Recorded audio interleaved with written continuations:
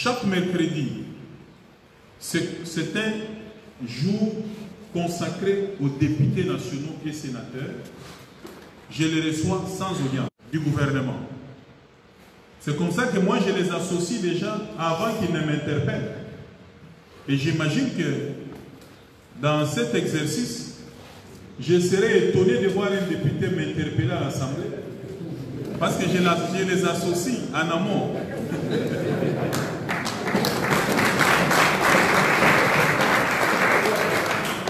Donc l'homme prudent voit le mal de loin. Alors, j'ai été dans d'autres provinces, au nord Kivu, sud Kivu, dans les Grands Bandundu, dans les Kasaï, dans le Congo central. J'ai entendu aussi des choses, mais j'ai également des témoignages des députés qui font beaucoup dans les circonscriptions. Il y a des députés qui construisent des écoles. Il y a des députés qui construisent même des bureaux gestionnaires. Des députés qui donnent des bancs. Il y a des députés qui viennent dénoncer également les antivaleurs dans les chefs de certains cadres de l'EPC. Vous avez vu, je crois c'est hier ou avant-hier, que le premier vice-président de l'Assemblée nationale, l'honorable Jean-Marc Aboum, le président de l'IDPS, a réhabilité une école. Et je crois qu'il a ajouté même 6 salles sur les 6 qui préexistaient. Et aller visiter cette école, j'ai raté l'occasion d'être à la coupure du ruban parce que je suis arrivé vendredi, mais la cérémonie inaugurale c'était le samedi. C'est une école, je ne vais pas dire moderne, mais ultra moderne. Allez-y voir. Ça, c'est le partenariat avec les députés. Donc, il joue un grand rôle. C'est vrai qu'il y a des partenaires attitrés comme des enseignants dans les syndicats des enseignants, encore qu'à l'EPC, c'est le terrain de prédilection des syndicalistes. Il y a plus de 40 organisations syndicales. Et parmi eux, d'autres constitués régulièrement, d'autres non, d'autres pas même représentatifs, se situent juste dans des déclarations à la radio et puis ça suffit. Et il y en a qui sont responsables, qui nous accompagnent. Et vous verrez que ceux qui ont compris, et j'ai entendu, et c'est vrai, Maman Cécile qui a dit ici, qu'il faut lutter quand c'est nécessaire, mais négocier toujours. Ceci m'a rappelé également un professeur qui m'a prodigué des conseils à l'université, parce que peut-être on ne vous l'a pas dit, moi-même je suis aussi enseignant. Je suis également enseignant, parce que professeur à l'université de Kinshasa, la faculté de droit. D'ailleurs, j'ai aussi une charge horaire ici en Boujma, à l'université officielle de Boujma. C'est prévu peut-être mardi matin, j'ai aussi cours. C'est mardi matin, je suis programmé à l'université, je vais aussi enseigner.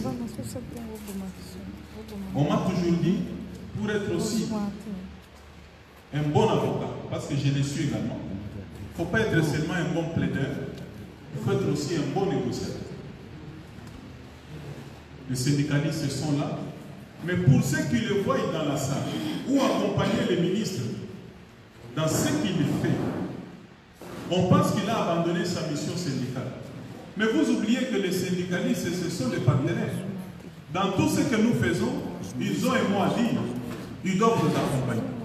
Être syndicaliste, ce n'est pas se mettre en face du pouvoir et commencer à tirer sur lui à boulet rouge. Même quand on a des preuves que les choses avancent, que les choses bougent. Mais on essaie de déranger, on pense que non. C'est vrai que même les syndicalistes ne disent jamais merci. Ils constatent seulement. Mais quand il y a aussi de bonnes choses, alors à défaut de les dire, mais comme vous n'avez pas apprécié de bonnes choses, pourquoi vous criez seulement sur le mauvais? C'est cela qu'intervient peut-être la mauvaise foi. Donc ceux qui nous accompagnent, ils ont compris que ça ne vaut pas la peine de lutter parce que depuis qu'on est à la tête de ces ministères, depuis l'avènement de notre gouvernement, tout baigne dans lui. Et malgré le peu de moyens, nous nous battons pour essayer d'aller de l'avant. Et nous allons y revenir. Nous avons par exemple la coordination des écoles qui est représentée ici par le président élu démocratiquement.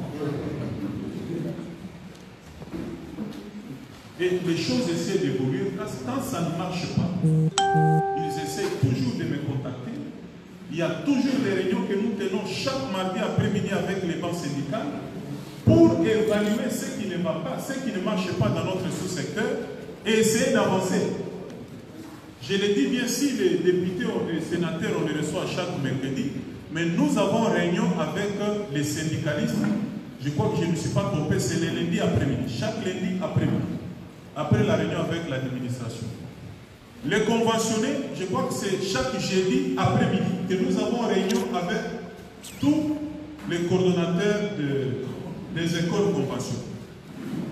Si je les rappelle, c'est pour, et je commence par là, demander à tous les prophètes ici, dans tout ce que vous entretenez, n'oubliez jamais d'associer tous les partenaires dans tout ce que vous faites en province.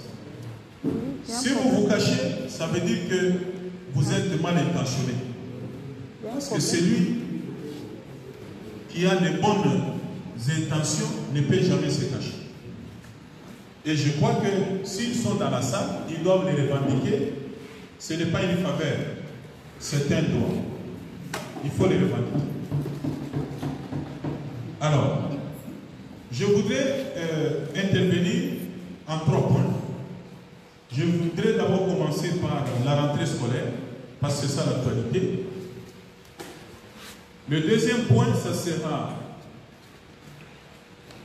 l'état des lieux. Je vais dire un mot par rapport à tout ce qui a été dit ici. Et je finirai par un troisième point, ça sera les orientations que je vais donner. En ce qui concerne la rentrée scolaire, je voudrais commencer par vous rappeler que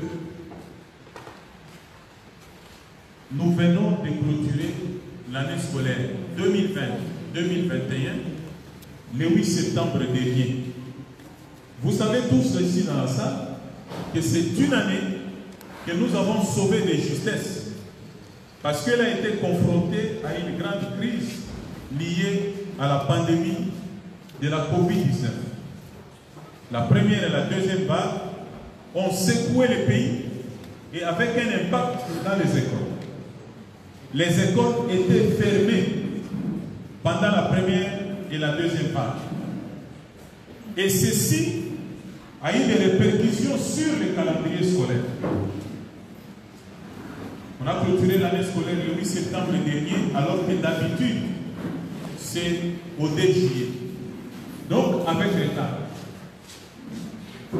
Nous allons, et nous l'avons annoncé dans les calendriers scolaires, reprendre l'année scolaire 2021-2022 au 4 octobre pour clôturer le 18 juillet.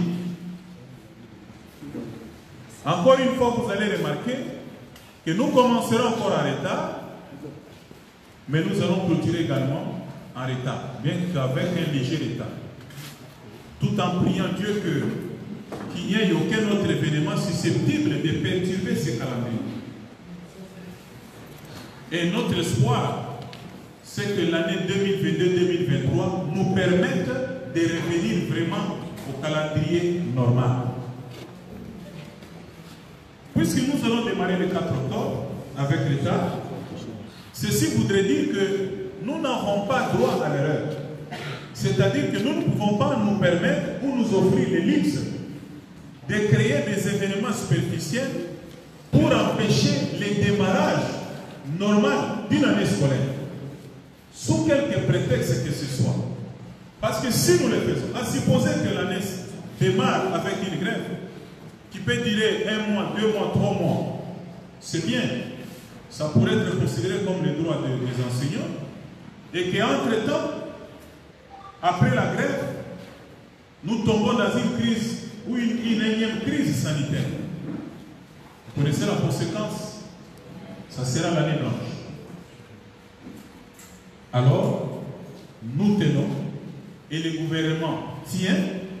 Vous avez suivi qu'au dernier Conseil des ministres, les tout premiers points abordés dans la communication du président de la République, c'est qu'il appuie, il a demandé au Premier ministre de suivre que la rentrée scolaire soit effective demain, lundi 4 octobre. Et ça sera le cas. Ce n'est pas par défi contre les enseignants que nous le faisons. Et d'ailleurs, je vais y revenir, contrairement aux années antérieures, j'estime, pour ma part, en tant que ministre de l'EPST, ayant fait un état de lieu à l'arrivée à la tête du ministère, que si on était de bonne foi, si les enseignants, dans leur organisation syndicale, étaient de bonne foi, je ne vais pas dire sérieux parce qu'ils peuvent considérer que c'est une injure, mais si seulement ils étaient de bonne foi, ils ne peuvent pas tenter de décréter une grève parce que nous nous sommes lancés déjà sur une bonne voie. Et les choses, bien qu'à pas pesant, mais les choses sont en train d'évoluer. Peut-être qu'ici, dans cette salle maintenant, vous n'avez pas assez d'informations. Cette séance nous permettra de vous livrer toutes les informations pour que vous compreniez que certains qui ne jugent absolument que sur la grève ou l'échec de la rentrée scolaire ou de l'année scolaire ne les font pas pour l'intérêt des enseignants. C'est pour des intérêts étrangers aux intérêts des enseignants. Et je peux même dire des intérêts politiques.